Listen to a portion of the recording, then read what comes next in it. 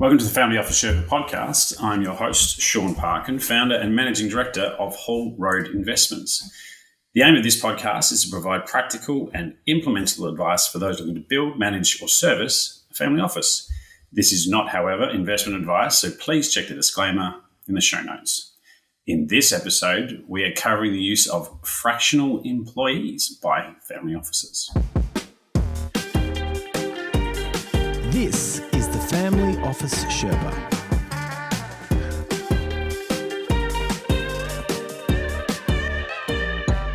So, now, what is a fractional employer? It's a term that I've been hearing a lot about lately, and I'm not sure if it's just because we're starting to see some need for some expertise to come into the family office space, or what some people are calling professionalization. I'm not really sure if that's the right term, but basically it's someone that works for more than one family office, right? Now, I was engaged by a family office as an example to assist with the installation and reporting, to install the reporting software.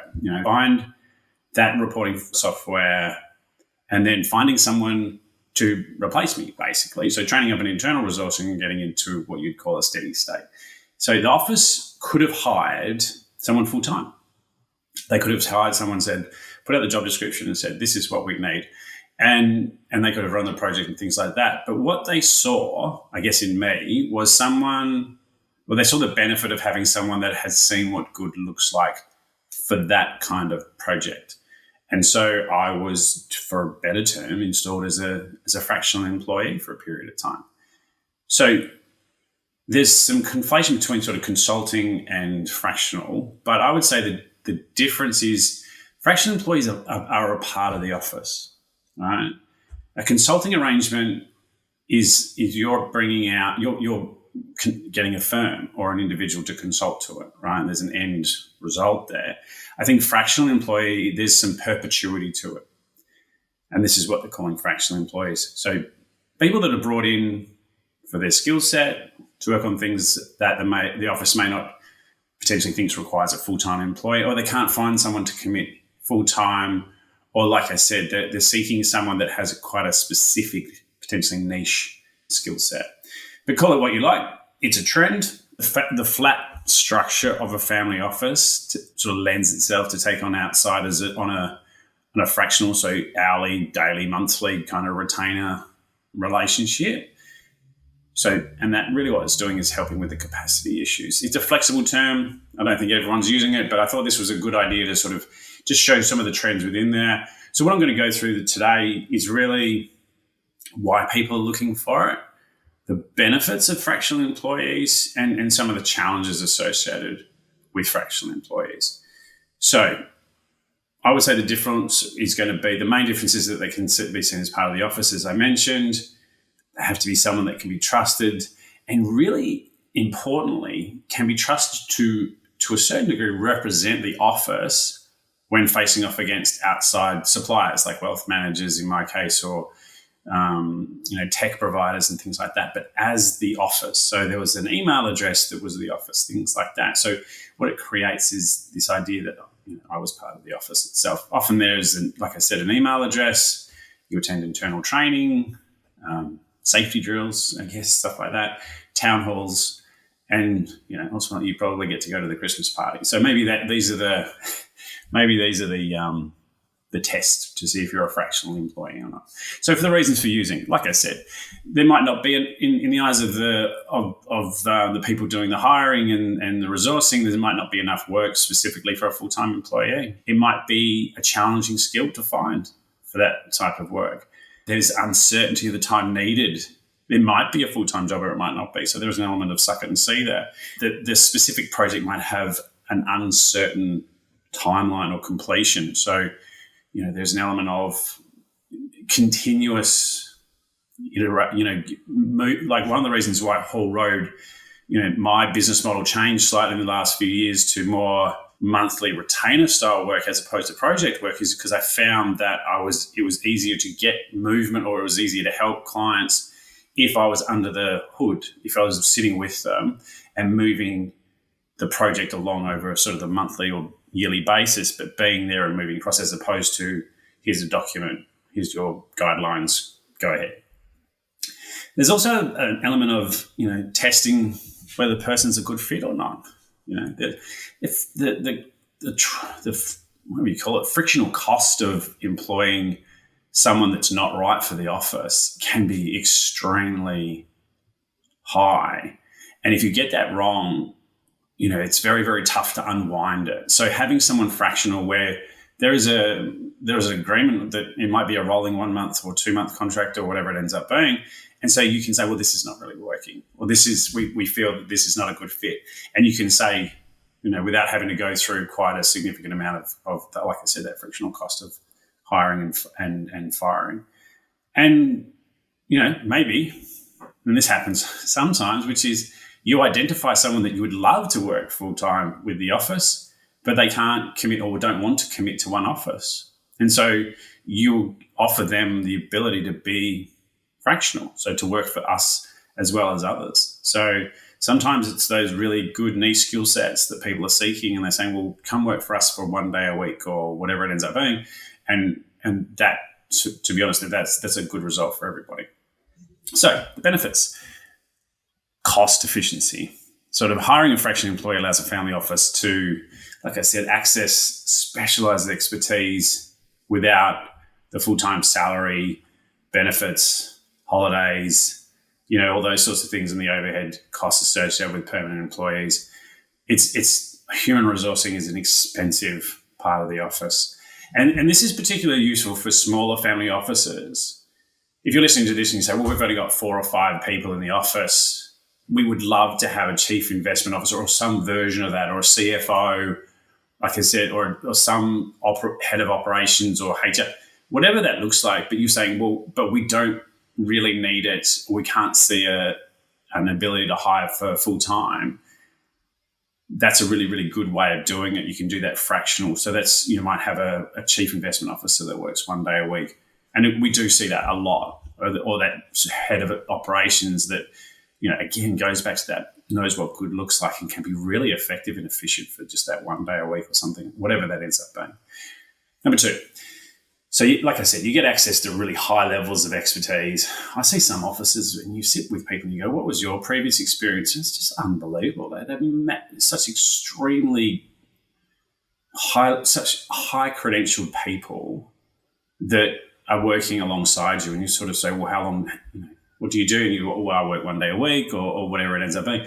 It's amazing. It's an amazing ability to sort of attract those people, because family office is an attractive sort of place to work, but you still want sometimes that part of your career where you go, I want the flexibility.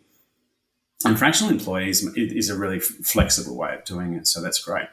The other thing as well is it brings sort of that institutional level knowledge to family offices that might not otherwise be able to afford it, like I said, from a cost basis. So number 3, flexibility and scalability. So fractional employees can be brought in as needed, allowing the family office to scale resources up or down. So you can say, and I have seen this, and this has happened, in my experience too, which is, look, at the beginning, we'll probably need you 2 days a week, but as it gets to a steady state, we can cut that down to 1. And that's actually really good, because what that means for people like me is that as long as you can commit a certain amount of on a capacity level, moving it up or down gives me flexibility just as much as it gives the office flexibility. And like that scalability and flexibility is also really good for specific projects, such as like tech stack improvements, governance structuring, which is obviously where I come in quite a lot in investment policy and governance and things like that, or transitions of investment. So we do see, moving from one wealth manager to another or something like that, or there might be staff changes, or there might be, structural changes. So I do help with that as well, which is quite interesting. But again, it tends to be very busy at the beginning and not so much when we get to a steady state, and it's more of a care and maintenance or it's quarterbacking that change. So again, you do have that flexibility. Number 4, objective and independent advice. When I say objective and independent of that office, right? So you're not part of that office as a like I said in one of the previous podcasts, which is around that critical friend. This is a great example of it. So, unlike full-time employees, fractional professionals, tend to have a diverse experience across multiple family offices or multiple industries. So they're less likely to be sort of bogged down in some of the internal, challenges and politics.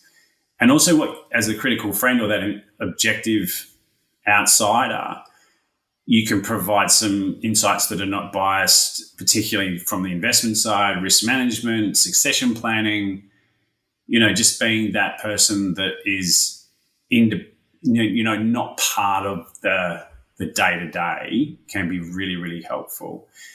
And lastly, sort of what it does create is that faster implementation of best practice, i.e. they know what good looks like. So as an example, for the operational infrastructure change, I had already seen that exact implementation and what a good example or what a good result would look like. So I could work towards that.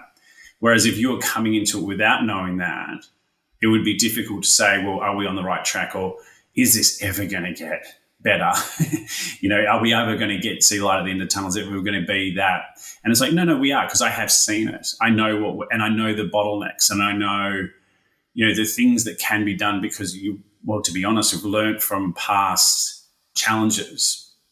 And so being able to be that person that can come into an office and say, well, I know what you're doing.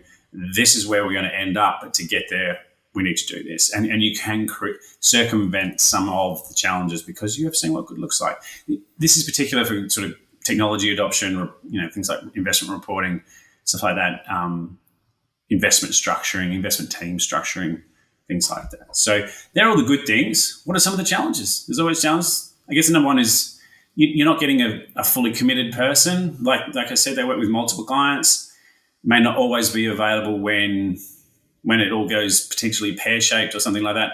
I think, you can put things within the agreement that allows for what the FaceTime thing and things like that looks like, but you are not getting a fully committed person 5 days a week, so that it is different. So, and also they may not develop, because if you're there 5 days a week, there's a good chance you'll get insights into that unique culture, the values, long-term goals, things like that. So you are slightly removed from that component.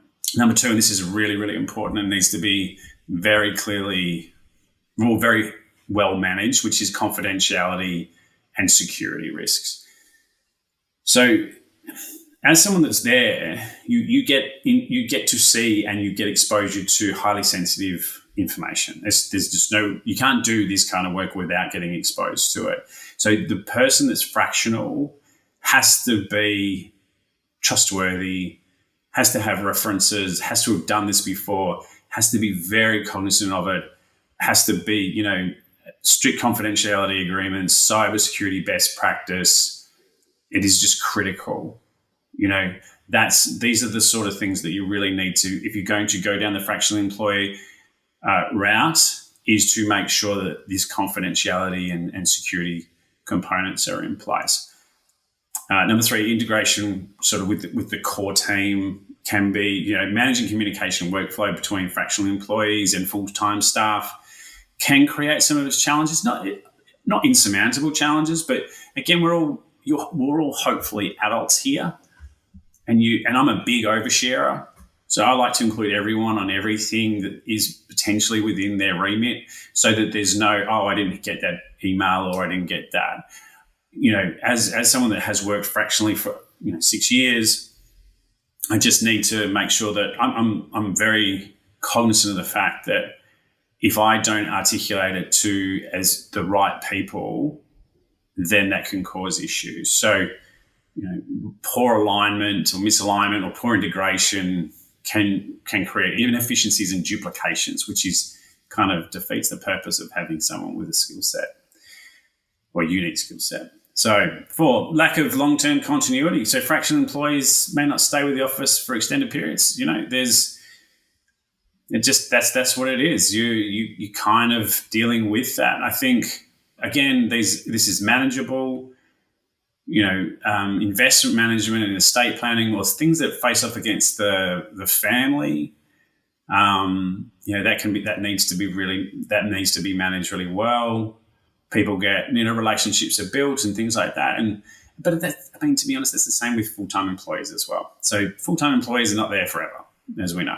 So number 5, and this is something that you kind of see a fair bit, which is scope creep.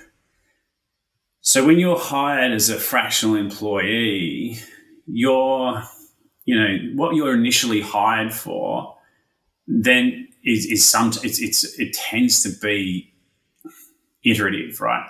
Expectations may change. Like I said, if you're getting hired for a particular job or role, and the relationship works and everyone's happy with, and like I said, culture is such a massive thing. So if you fit in with the culture and you fit in with the family and everyone's used to having you around, then they say, well, can you do this and can you do that? So what I would say is make sure that when there is scope creep, it's just like anyone, like a full-time employee, revisit the job description, but in this case, revisit the agreement.